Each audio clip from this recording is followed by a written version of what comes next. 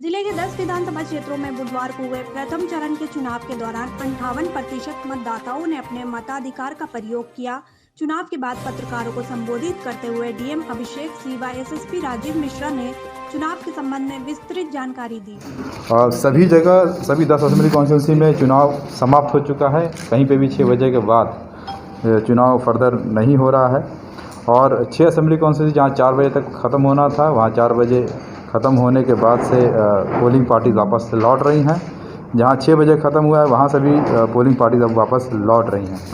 अभी तक जो मेरे पास परसेंटेज आया है वो असेंबली कॉन्स्टिट्यूंसी वाइज वो इस प्रकार है कि गुरुआ का जो फाइनल परसेंटेज है सर्विस वोटर को छोड़ के और पोस्टल बैलेट को छोड़कर, जिसमें कि आधा 1% आगे पीछे हो सकता है, 58.9% वोटिंग हुआ है। शेरघाटी 58%, इमामगंज 58.12%, बाराचट्टी 53%, बोधगया 59.41%, गया शहर अराउंड 54%, टेकारी 60.70%, बेलागंज 59.80%, अतरी 54%, वजीरगंज 55%। इसका अगर पिछले वर्ष की तुलना किया जाए तो गुरुआ पिछले 2015 से तुलना किया जाए तो गुरुआ में वो परसेंटेज बढ़ा है, 54.91 था जो 58.90 हुआ है।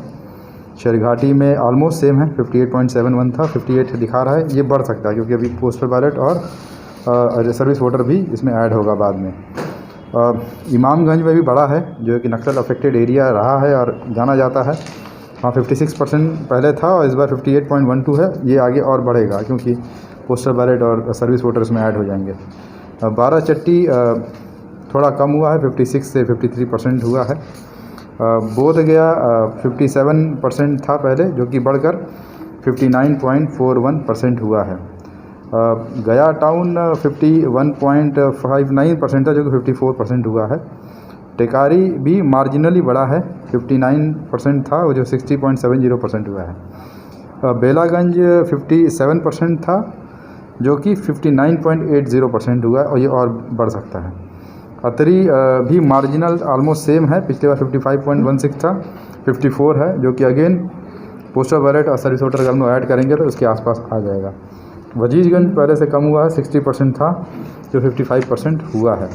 और ये जो पूरा है हम लोग एक्सपेक्टेड है कि अराउंड गया का जो टोटल परसेंटेज अभी हम लोग कंफर्म कर देंगे, बट अराउंड हम लोग एक्सपेक्ट कर रहे हैं अराउंड 58 to 59 के बीच में होगा। और जो कि पिछले 2015 के तुलना में करीब 3% 2 से 3% बढ़ा है। लोकसभा चुनाव की तुलना में ये करीब 4 से 5% बढ़ा है। और एक जनरल रुझान रूरल क्षेत्रों में वोटर्स का दिखा है और शहरी क्षेत्र में भी शुरुआत में एक स्लगिशनेस था बट बाद में ये पिकअप हुआ है, लेकिन फिर भी रूरल क्षेत्र के तुलना में पीछे रहा है। पूर्ण रूप से जो इस पूरे चुनाव की प्रक्रिया के दौरान करीब 20,000 से ज़्यादा लोग पोलिंग पर्सनल थे और पहली बार इतनी बड़ी संख्या में महिलाओं ने पार्टिसिपेट किया है, जिसमें कि करीब 2,500 से ज़्यादा महिलाएं पोलिंग पर्सनल थी। और जो कॉन्फिडेंस उन्होंने दिखाया है और जिस तरह से उन्होंने कार्य किया है वो सब इस लोकतंत्र को और मजबूत करता है।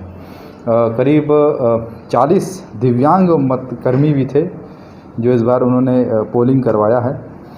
करीब 3100 PPE किट डिस्ट्रीब्यूट किया गया था, हालांकि बहुत यूज़ नहीं हुआ। 27,000 से ज़्यादा सैनिटाइज़र्स, करीब 4,800 थर्मल स्कैनर्स और करीब 30 lakh gloves, 45 ambulance, 24 medical response team लगाई गई थी।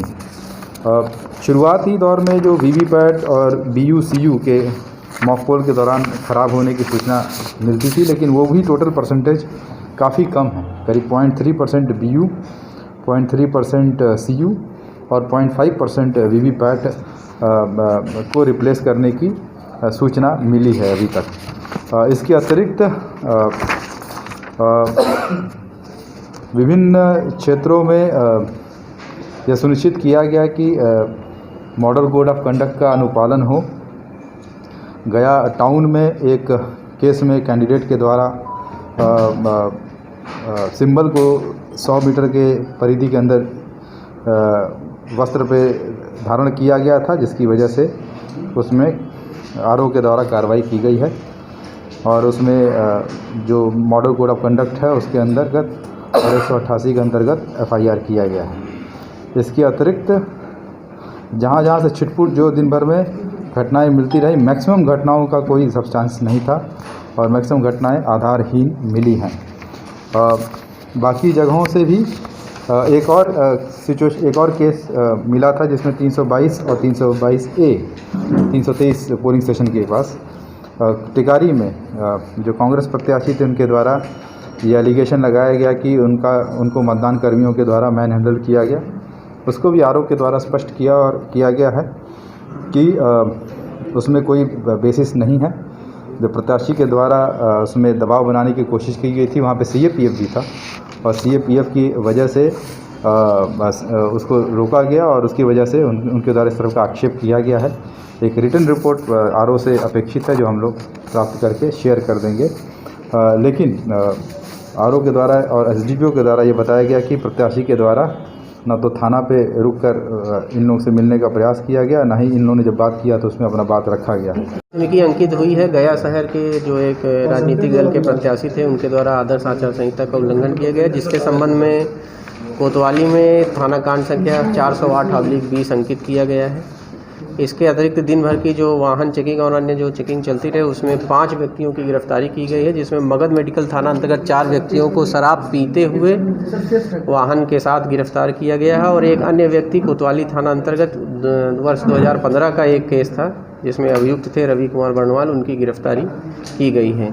इसके अलावा वाहन जांच के क्रम में 27 लोगों की निरोधात्मक गिरफ्तारी की गई है, जिनके द्वारा सड़क पर न्यूसेंस करते हुए और सेक्शन 144 का वायलेशन करते हुए पाए गए थे।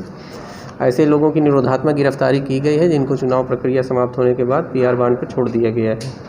वाहन चेकिंग के क्रम में कुल 29 मोटरसाइकिल भी जो है पुलिस द्वारा जो है बरामद करके लाया गया है, उनका चालान किया गया है और इसके अलावा 2 4 व्हीलर्स भी जो है पुलिस द्वारा चालान किया गया है। कल जो है जैसा आप लोगों जानकारी है 2 केन बम मिले थे रोशनगंज थाना अंतर्गत और उनको भी जो है पुलिस द्वारा और सीआरपीएफ और कोबरा द्वारा डिफ्यूज़ कर दिया गया है। आज पूरे जनपद में 10 विधानसभा क्षेत्र में मतदान पूरी तरह से शांतिपूर्ण तरीके से संपन्न हुआ है और कहीं से भी किसी भी प्रकार से हिंसा की कोई सूचना प्राप्त नहीं।